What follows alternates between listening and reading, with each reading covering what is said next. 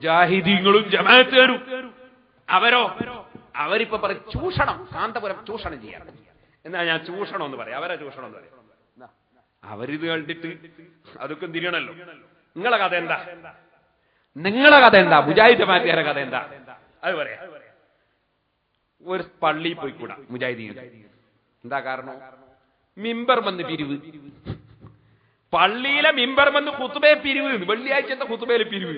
നിങ്ങൾ കേട്ടോ, ഇന്ന് വരെ മക്ക മദീന മുതൽക്ക് ലോകൊട്ടാകെ നടക്കുന്നുണ്ട് ജുമ. എല്ലാ മുസ്ലിമുകളും അറബിയിൽ ഖുതുബയിൽ നടന്നു. എന്നാൽ ഒരൊറ്റ സ്ഥലത്ത് വെള്ളിയാഴ്ച ജുമന്റെ ഖുതുബയിൽ പിരിവെടുക്കുന്നത് നിങ്ങൾ കണ്ടിനോ? എന്നാ ജുമന്റെ ഖുതുബയിൽ പിരിവെടുക്കുന്ന എന്തിന്?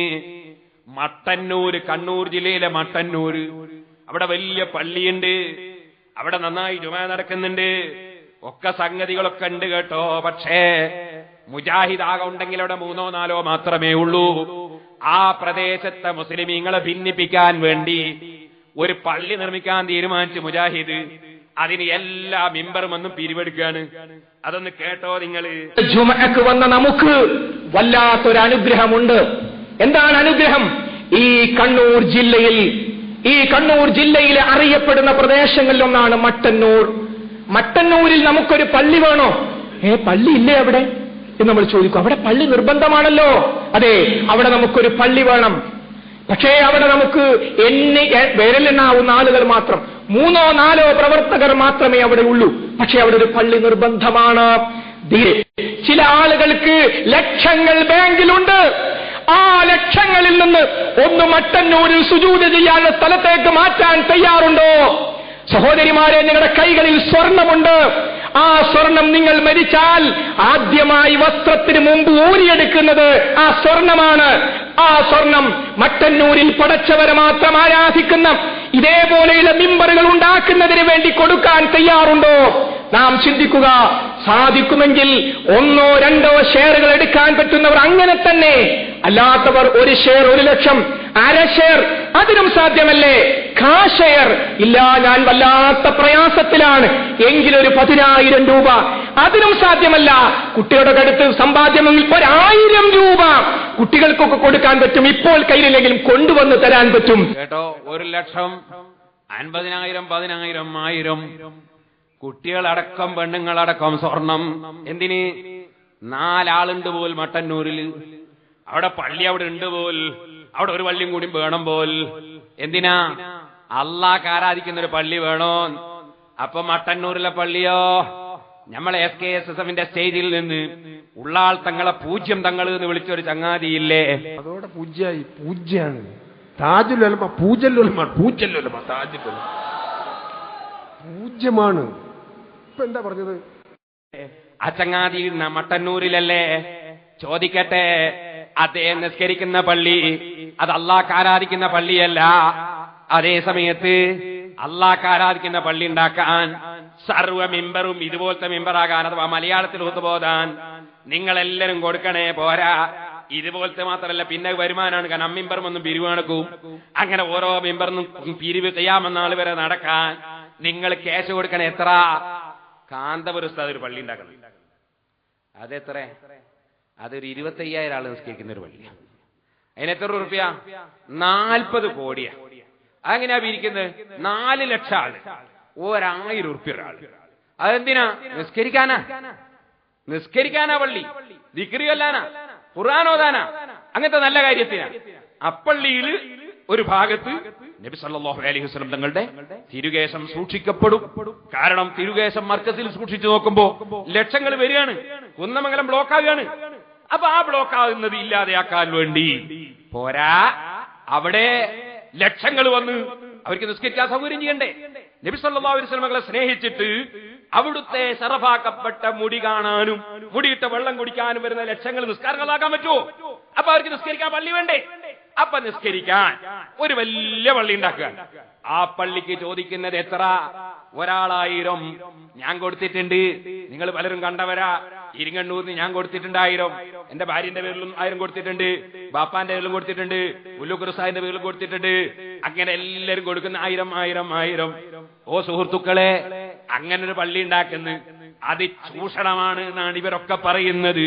ചോദിക്കട്ടെ, ലക്ഷങ്ങൾക്ക് നിസ്കരിക്കാൻ ഒരു പള്ളി, അപ്പള്ളിയുടെ ഒരു ഭാഗത്ത് അല്ലാഹുവിന്റെ റസൂലിന്റെ ശറഫാക്കപ്പെട്ട ആ പുണ്യകേശം അതിന്റെ ഒരു ഭാഗത്തൊരു റൂമിലോ അല്ലെങ്കിൽ അതുപോലെ ആദരിക്കപ്പെടുന്ന സ്ഥലത്തോ അത് സൂക്ഷിക്കപ്പെടുന്നു. ഏതുപോലെ മദീനത്തെ പള്ളി, അവിടെ പോയി നിസ്കരിക്കുന്ന ഇബാദത്തെടുക്കുന്നു, അതിന്റെ ഒരു ഭാഗത്ത് അല്ലാഹുവിന്റെ റസൂൽ സല്ലല്ലാഹു അലൈഹി വസല്ലമ തങ്ങൾ തന്നെയുണ്ട്, സിദ്ദീഖ് റളിയല്ലാഹു അൻഹു ഉണ്ട്, ഉമർ ഇബ്നുൽ ഖത്താബ് റളിയല്ലാഹു അൻഹു ഉണ്ട്. ഇവിടെ അല്ലാഹുവിന്റെ റസൂലില്ല, സിദ്ദീഖ് റളിയല്ലാഹു അൻഹു ഇല്ല, ഉമർ ഇബ്നുൽ ഖത്താബ് റളിയല്ലാഹു അൻഹു ഇല്ല. അല്ലാഹുവിന്റെ റസൂലിന്റെ ഒരു തിരുകേശമുണ്ട്, അതൊരു ഭാഗത്ത്. അവിടെ ആ പള്ളിക്ക് വേണ്ടി 1000 ഉറുപ്പിക സമുദായത്തിലെ അല്ലാഹുവിന്റെ റസൂലിനെ ഹുബ്ബ് വെക്കുന്നവർക്ക് നിസ്കരിക്കാൻ പള്ളിക്ക് കൊടുക്കുന്ന ഇഖ്ലാസുള്ള ജനങ്ങളിൽ നിന്ന് ഒരു നിർബന്ധവുമില്ലാതെ ചോദിക്കുമ്പോ അത് ചൂഷണമാണെന്ന് പറയുന്ന മുജാഹിദേ, മട്ടന്നൂരില് നിസ്കരിക്കാനുള്ള പള്ളി ഉണ്ടായിരിക്കെ അന്നാട്ടിലുള്ള ജനങ്ങളെ സംശയം വേണ്ട, മട്ടന്നൂർ പള്ളിയുടെ പ്രസിഡന്റ്, സെക്രട്ടറി, ഖജാൻജി, അവിടുത്തെ പ്രവർത്തകര്, ആ കമ്മിറ്റി AP ഗ്രൂപ്പിൽ പെട്ടവരല്ല കേട്ടോ. നിങ്ങൾ ശരിക്കും ചിന്തിക്കണം, AP ഗ്രൂപ്പിൽ പെട്ടവരല്ല കമ്മിറ്റി നടത്തുന്നത്. പക്ഷേ ഞാൻ ചോദിക്കട്ടെ, അവരും സുന്നികളല്ലേ, മുസ്ലിമീങ്ങളല്ലേ? ആ മുസ്ലിമീങ്ങൾ മഹാനായ സയ്യിദ് ഹൈദർലി ശിഹാബ് തങ്ങളെ പോലുള്ള അതേ തങ്ങന്മാരെ ബഹുമാനിക്കുന്ന മുസ്ലിമീങ്ങൾ നടത്തുന്ന അപ്പള്ളിക്കെതിരെ 4 ആൾക്ക് നിസ്കരിക്കാൻ എത്രയാ പിരിക്കുന്നത്? ലക്ഷങ്ങൾ ഒരു പള്ളിയിൽ നിന്ന് ഓരോരുത്തം കൊടുക്കാനാ പറഞ്ഞത്. ചോദിക്കട്ടെ, മുജാഹിദിന്റെ പള്ളികളിൽ ഇങ്ങനെ പിരിച്ചാൽ എത്ര കോടി കിട്ടും? മട്ടന്നൂരിലൊരു പള്ളിക്ക് ഇത്ര കോടി വേണോ? മുസ്ലിം സമുദായത്തോട് മുജാഹിദ് മറുപടി പറയണം. ഈ കോടികൾ ഇതൊരു പള്ളിയിലല്ലേ പിരിക്കുന്നത്? അങ്ങനെ കേരളത്തിലെ മുജാഹിദ് പള്ളിയിൽ മുഴുവനും ഈ കോടികൾ പിരിച്ചുണ്ടാക്കുന്നത് പള്ളി നിർമ്മിക്കാനാണോ അല്ല റസൂലുള്ളാഹിനെ നിന്ദിക്കാനാണോ? മുസ്ലിമീങ്ങളെ, എന്നിട്ട് ചോദിക്കുന്നതോ ലക്ഷങ്ങൾ വന്ന് നിസ്കരിക്കാൻ വേണ്ടിയുള്ളൊരു പള്ളി നിർമ്മിക്കുമ്പോ അത് ചൂഷണമാണെന്നല്ലേ ഈ നവീനവാദി പറയുന്നത്, അവന് കൂട്ടുനിൽക്കുന്നവൻ പറയുന്നത്? ചോദിക്കട്ടെ, അല്ലാഹുവിന്റെ റസൂൽ സല്ലല്ലാഹു അലൈഹി വസല്ലമ തങ്ങളുടെ ശറഫാക്കപ്പെട്ട മുടി കാണാനും അതിട്ട വെള്ളം കുടിക്കാനും വന്ന ഒരൊറ്റ മനുഷ്യന്റെ നിസ്കാരം ഖളായി പോകാൻ, ഓ കാസിമീ, നിങ്ങളുടെ കേസറ്റോ സീഡിയോ കാരണമാണെങ്കിൽ ആ സീഡിക്ക് കാശ് കൊടുത്തവരും നിങ്ങളെ സദസ്സിൽ വന്നവരും നിങ്ങൾ അനുകൂലിച്ചവരും മുഴുവനും പള്ളിക്കെതിരെ നീങ്ങിയതിന്റെ പേരിൽ അല്ലാഹുവിന്റെ കോടതിയിൽ ചോദ്യം ചെയ്യപ്പെടൂലേ? ഇനി ഒന്നുകൂടി ചോദിക്കട്ടെ, എസ്കക്കാരാ, വാണിമേലിൽ ഒരു പ്രദേശത്ത് അതിന്റെ ചുറ്റുഭാഗത്ത് എവിടെയും പള്ളിയില്ല, ഉണ്ടോ ഇല്ലേ? നിങ്ങളൊന്ന് ചെന്ന് നോക്കൂ.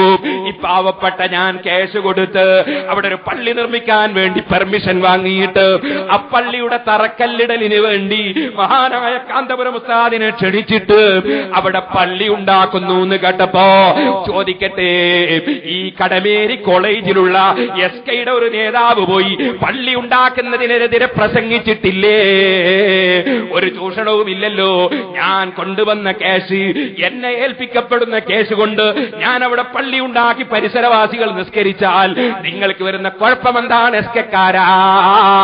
എന്നിട്ടോ അവിടുത്തെ മുസ്ലിമീങ്ങൾ തമ്മിൽ തല്ലി ചോര പൊട്ടിക്കരുതെന്ന നിലക്ക് ഞാനത് തൽക്കാലം വേണ്ടെന്ന് വെച്ചു. എന്ന് മാത്രമല്ല, ആ പള്ളി നിർമ്മിക്കുന്നതിന് വേണ്ടി ഞങ്ങളെ സഹായിക്കാൻ പലരും തയ്യാറുണ്ട്.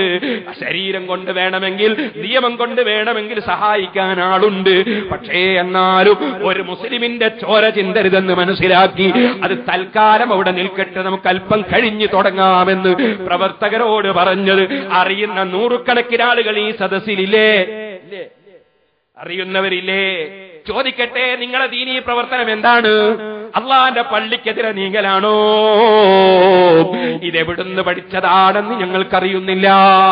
നിങ്ങൾ ഈ ഒരു പള്ളിക്ക് മാത്രമല്ല എതിര് എന്നാ ഞാൻ പറഞ്ഞത്. ഇനി ചോദിക്കട്ടെ, നിർമ്മിച്ച് പകുതിയായ പള്ളികൾ നിങ്ങൾ എത്ര സ്ഥലത്തുണ്ട് സ്റ്റേജ് ചെയ്യിപ്പിച്ച് വെച്ചിരിക്കുന്നു? ഞാനിപ്പോൾ അതിലേക്ക് കടക്കുന്നില്ല.